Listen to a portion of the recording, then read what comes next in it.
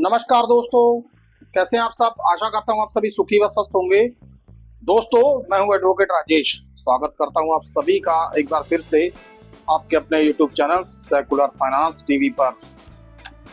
दोस्तों, आज का ये वीडियो बहुत ही इंपॉर्टेंट है दोस्तों, कृपया जरूर देखिए, क्योंकि दोस्तों आप खुद चेक कर सकते हैं कहीं आपने ऐसा तो नहीं किया, कहीं आपने ये गलती तो नहीं की।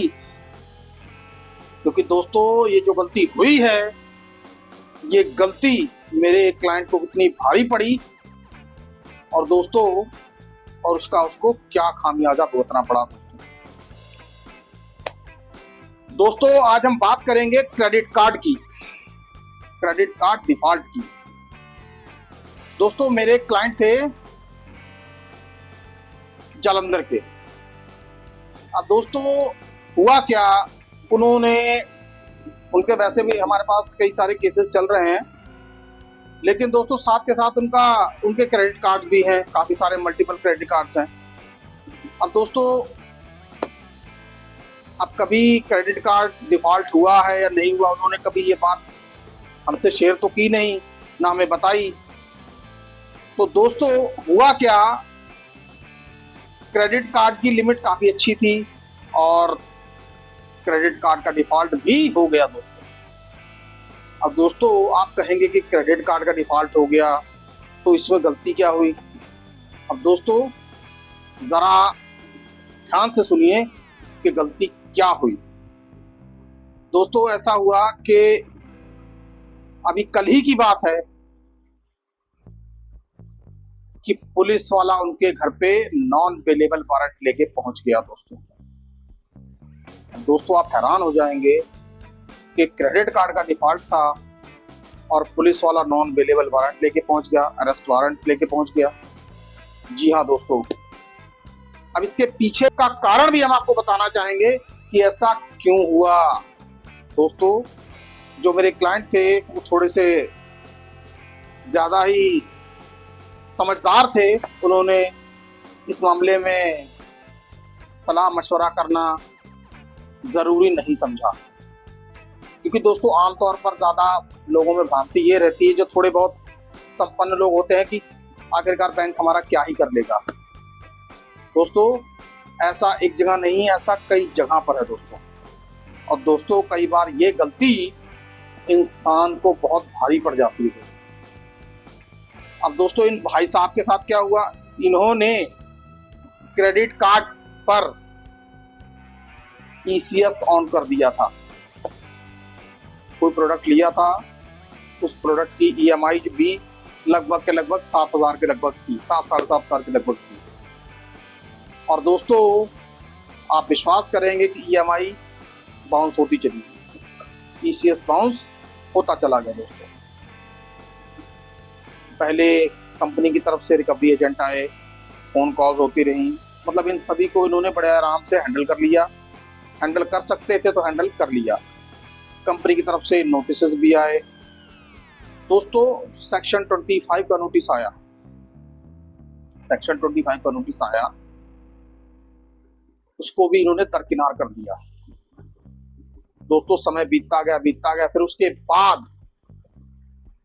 कोर्ट की तरफ से इनको सेक्शन 25 का प्री कॉग्निजेबल सम्मन आया। चलिए खैर यहां पर भी बात आई गई हो गई।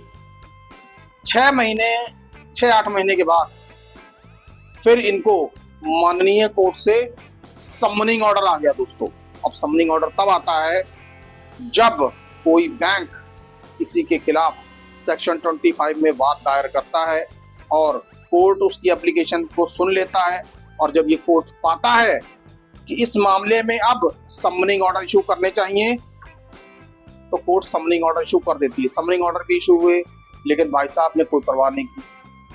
अवेलेबल वारंट आए, फिर नॉन अवेलेबल वारंट जब आए, तब घबराते हुए भाई साहब का फोन हमारे पास आ गया कि सर ऐसे से ऐसे हो गया, नॉन अवेलेबल वारंट आया। मैंने कहा किस चीज के लिए, क्रेडिट कार्ड डिफॉल्ट हो गया। तो जब मैंने नोटिस देखा तो साफ साफ उस पर लिखा हुआ था कि notice under section 25(1) of payments and settlement act, sorry सम्मन। अब दोस्तों सम्मन आया, अब सम्मन भी कोर्ट की तरफ से आया है। अब जब सम्मन कोर्ट की तरफ से आया है, अब समनिंग ऑर्डर आया है, तो आप उसको नकार तो सकते नहीं। खैर पुलिस वाला आया था, जैसे तैसे करके उसको समझा बुझाकर भेज दिया गया, चला गया बेचारा। लेकिन दोस्तों अब भाई साहब चिंता में कि अब स्थिति से कैसे निपटें। अब केस भी यहाँ नहीं, केस भी मुंबई में लगा हुआ है, कैसे जाएंगे। फिर खैर हमने उन्हें सारा मसले पर डिस्कस हुई, उनको बताया कि भाई आप ऐसे से ऐसे करिए, और खैर अभी उसके ऊपर कार्य करना बाकी भी है। लेकिन दोस्तों आप एक बात देखिए कि सेक्शन 25 का नोटिस इन भाई साहब को क्यों आ गया।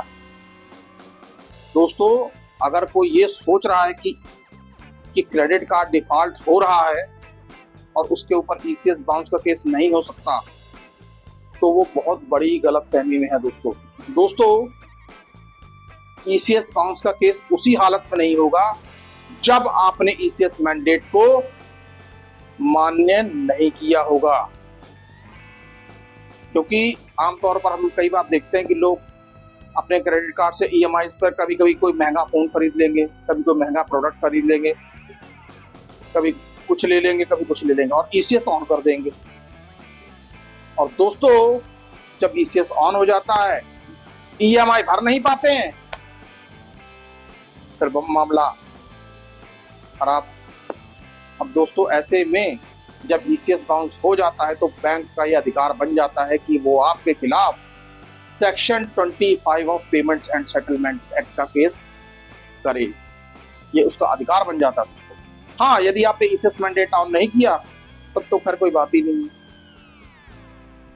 लेकिन एक बार यदि आपने ईसीएस मैंडेट ऑन कर दिया, अब या तो ईएमआई समय से भरिए दोस्तों, अब या तो फिर आए हुए सभी नोटिस का जवाब देना शुरू कर दीजिए, तभी आपका बचाव हो सकता है। अब दोस्तों इन भाई साहब ने क्या किया था, इन्होंने किसी नोटिस का जवाब ही नहीं दिया, इन्होंने किसी तरफ ध्यान ही नहीं दिया। इन्होंने सोचा हमारा दिमाग बहुत अच्छा चलता है, लोन कंपनी है, क्या कर लेगी। अब दोस्तों समनिंग ऑर्डर आ गया, अब लेने के देने पड़ गए।